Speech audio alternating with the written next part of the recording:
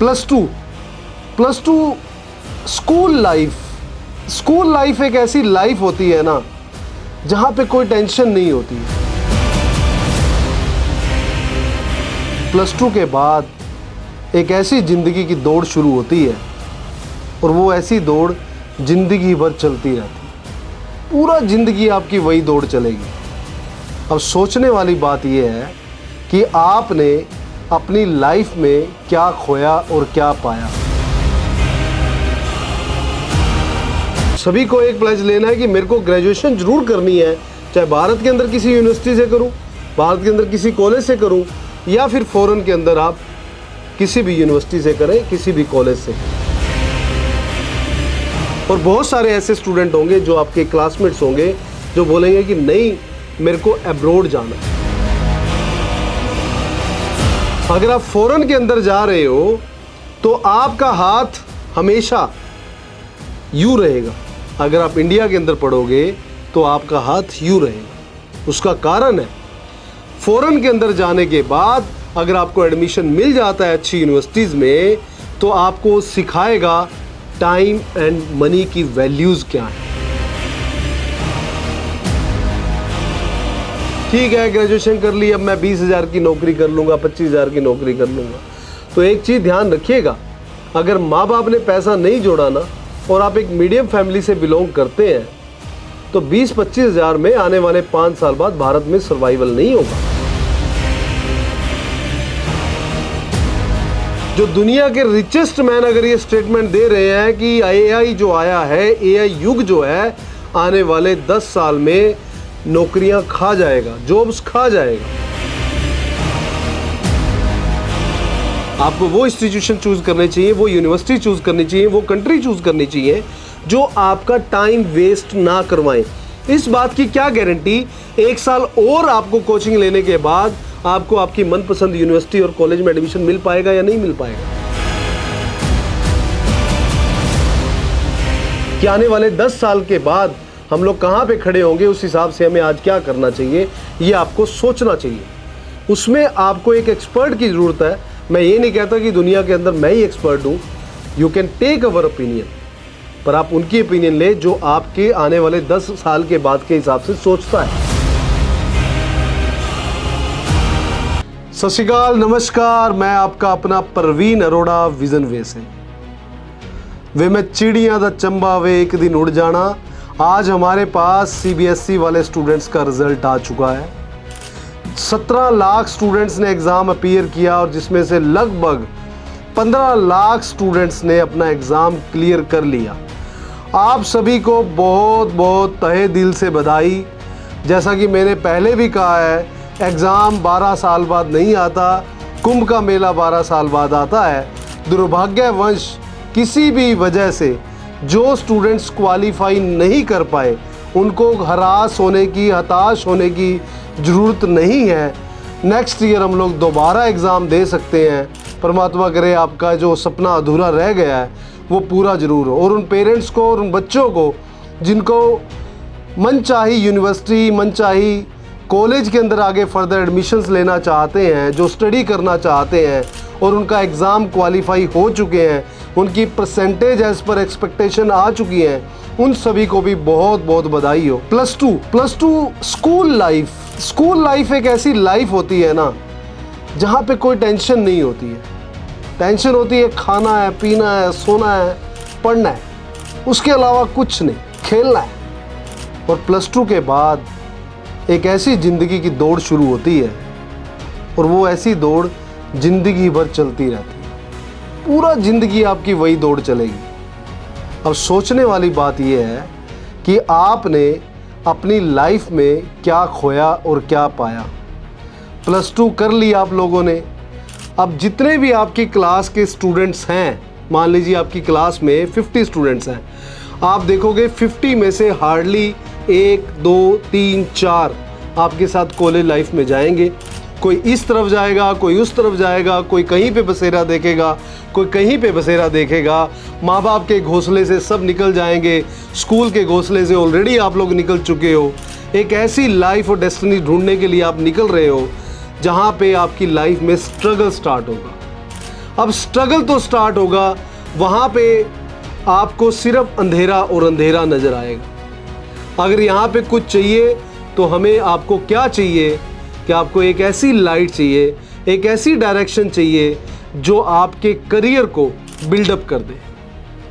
जो non medical के students हैं वो कोशिश की होगी उन्होंने जेईई के एग्ज़ाम क्लियर करने के लिए।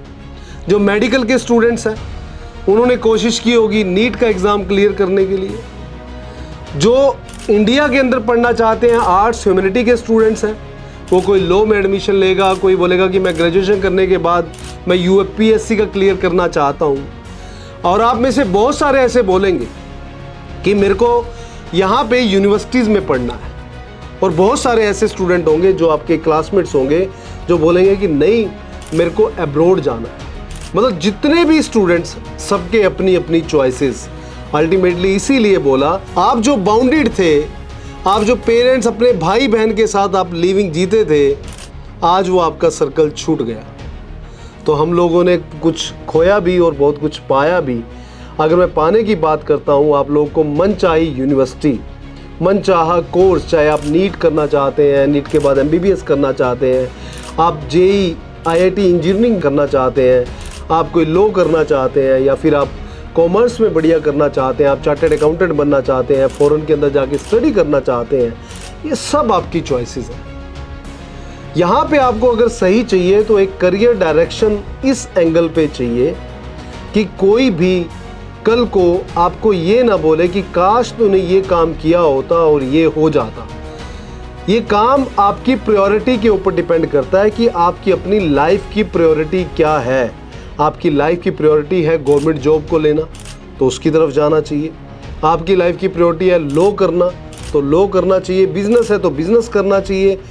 जो आप ज़िंदगी में करना चाहते हो वो करना चाहिए। बट मेरा आपको सभी को सजेशन, आपको कम से कम ग्रेजुएशन जरूर करनी चाहिए। एक बार आप अपनी स्टडी को छोड़ के कमाई की तरफ चल पड़े, फुल टाइम कमाई की तरफ अगर चल पड़े, और आप ये सोच लो कि नेक्स्ट ईयर मैं अपनी पढ़ाई शुरू कर लूँगा, तो ये गलती मत कर देना। तो आप सभी को एक प्लेज लेना है कि मेरे को ग्रेजुएशन जरूर करनी है, चाहे भारत के अंदर किसी यूनिवर्सिटी से करूँ, भारत के अंदर किसी कॉलेज से करूँ, या फिर फॉरेन के अंदर आप किसी भी यूनिवर्सिटी से करें, किसी भी कॉलेज से करें। अब यहाँ पे डिफरेंस है दोनों में।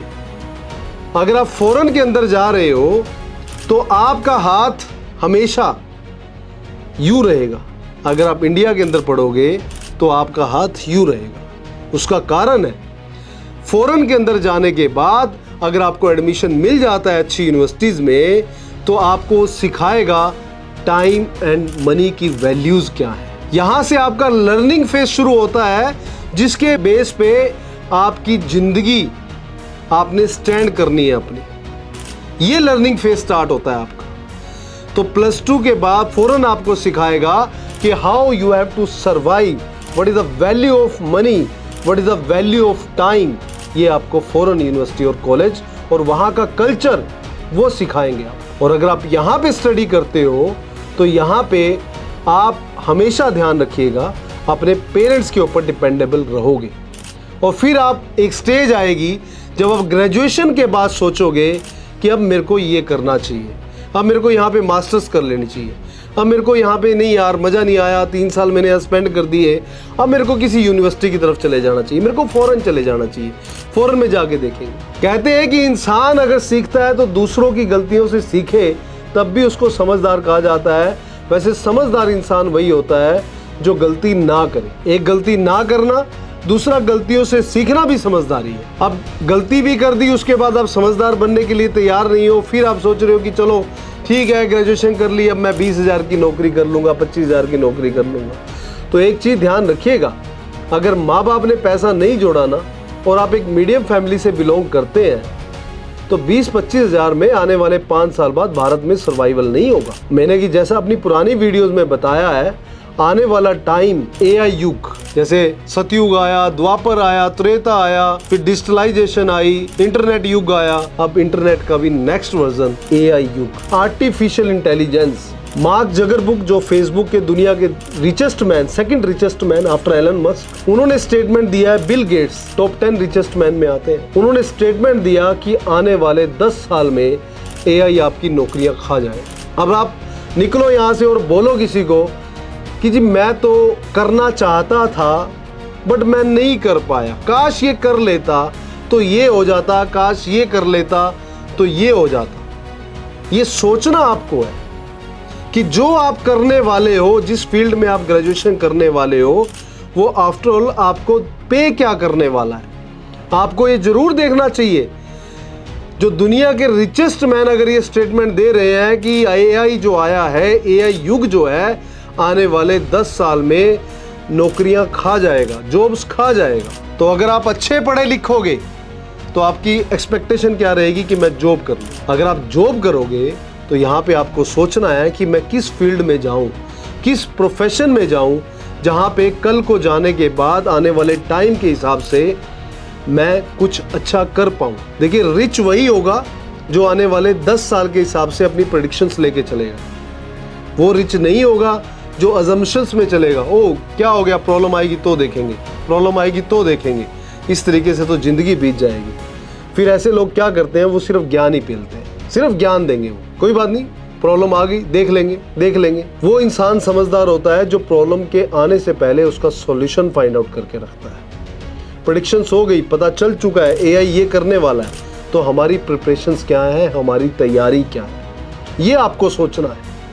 तो CBSE बोर्ड के जितने भी स्टूडेंट्स हैं, सपोज करो आपने कॉमर्स किया और कॉमर्स करने के बाद आप बिजनेस लाइन में जाते हो, CA बनते हो, तो वो आपके लिए अच्छा रहेगा, वहाँ पे इम्पैक्ट नहीं आएगा। बिजनेस में इवन अगर देखा जाए तो हेल्पफुल रहेगा। तो उसके लिए करना क्या है, आपको भी AI को हथियार बनाना है जिसके बेस पे आपको लड़ना है आने वाले टाइम में।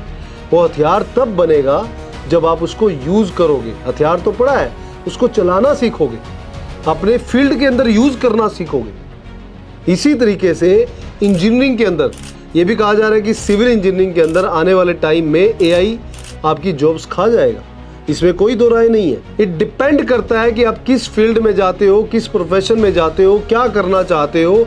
आप सभी से गुजारिश करना वही जो आपका दिल बोले, पर आपको सुनना जरूर चाहिए कि आपको अल्टीमेटली करना क्या है। नॉन मेडिकल हो, इंजीनियरिंग करो, आप IT लाइन में जाओ और कोशिश करो कि आपको AI से रिलेटेड प्रोग्राम मिल जाए।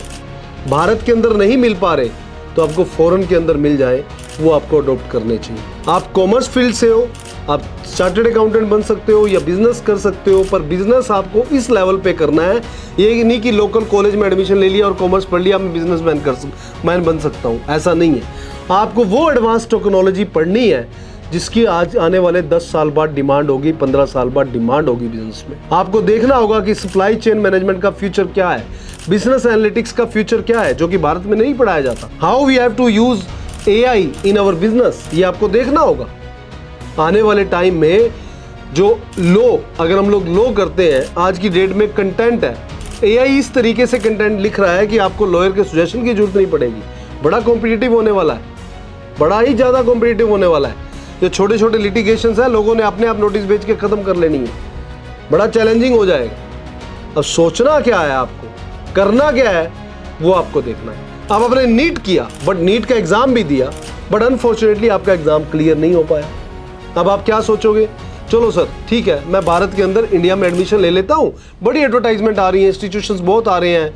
वहाँ पे क्या होता है इंस्टीट्यूशंस में, उनका ट्रैक रिकॉर्ड निकाल के देख लो आप, 10% 12% से ज़्यादा किसी का सक्सेस रेट नहीं आता, एडमिशन्स नहीं मिल पाता। इंडिया के अंदर इतना कंपटीशन है, एग्जाम देने वाले लाखों स्टूडेंट्स हैं और क्वालिफाई करने वाले सीट्स इंडिया के पास सिर्फ 1,10,000। अब उन बच्चों को क्या बनेगा, पर पेरेंट्स तो आपको डॉक्टर बनाना चाहते हैं और आप भी बनना चाहते हो। तो आपको क्या करना चाहिए, अगर इंडिया के अंदर सीट्स नहीं मिल रही, थोड़ा सा वाइड सोचो आप, तो हम लोग अब्रॉड के अंदर MBBS की सीट्स ले लेंगे, वहाँ पे करें।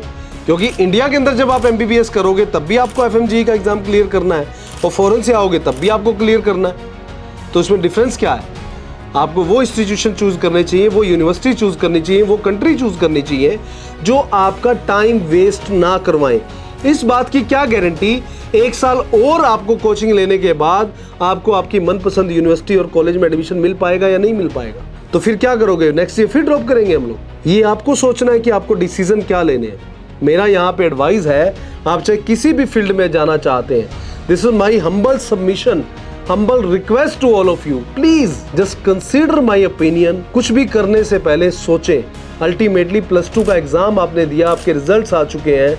This is a turning point of your life और आपको यहाँ पे अगर किसी की जरूरत है तो आपको एक एक्सपर्ट सजेशंस की जरूरत है कि आने वाले 10 साल के बाद हम लोग कहाँ पे खड़े होंगे, उस हिसाब से हमें आज क्या करना चाहिए, ये आपको सोचना चाहिए।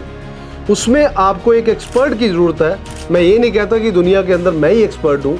You can take our opinion, पर आप उनकी ओपिनियन ले जो आपके आने वाले 10 साल के बाद के हिसाब से सोचता है। इस हिसाब से नहीं कि पड़ोसी के बेटे ने ये ले लिया, चल बेटा तू भी ये कर ले, उसने ये कर लिया, चल बेटा तू भी ये कर ले। क्या होगा सर इस कोर्स को करने के बाद? देखेंगे, बैचलर तो कर ले, 4 साल बेटा हमारे पास रह जाए, देखेंगे क्या होगा। तो this is a wrong practice. आप अब सोचिए, आप किसी के पेरेंट्स अगर यहाँ पे ग्रोसरी स्टोर चलाते हैं और आज की डेट में ऐप्स इतनी ज़्यादा आ चुकी हैं कि हर एक पर्सन को, कोई भी जो ग्रोसरी स्टोर चलाता है उसको आज चैलेंज आ रहा है ऑनलाइन सप्लाई से। किसको पता था कि खाना इस तरीके से डिलीवर होगा? किसको पता था रॉ मटेरियल भी इस तरीके से डिलीवर होगा? दुनिया की हर बड़ी कंपनी ग्रोसरी में आना चाहती है। कारण बड़ा क्लियर कारण है उसका कि दुनिया के अंदर चाहे सर्कमस्टांसेस कुछ भी हो जाए, जैसे भारत के अंदर अभी वॉर स्टार्ट हुआ था भारत और पाकिस्तान का, तो क्या चला, लोगों ने रश कर दिया, ग्रोसरी इकट्ठा करना शुरू कर दिया। 140 करोड़ की आबादी है, कुछ ना करे तो खाएंगे तो जरूर। इंडिया पैदा करे या बाहर से आए, खाना तो पड़ेगा। अब लोगों ने ऐप्स बनाना शुरू कर दिया और डिलीवरी करनी शुरू कर दी। तो आपको फ्यूचर चैलेंजेस देखने हैं कि क्या करना है। ऐसा ना हो कि 10 साल के बाद रोबोट्स डिलीवर कर रहे हो। सोचना आपको है, किसी भी जल्दबाजी में, किसी भी ब्लाइंड ट्रस्ट करके आप ऐसा ना करें। क्या आप भारत के अंदर अगर पढ़ रहे हो, जो यूनिवर्सिटीज़ में आप एडमिशन लेना चाहते हो, क्या वो आपको एजुकेशन टाइम के हिसाब से दे रही हैं? ये आपको सोचना है।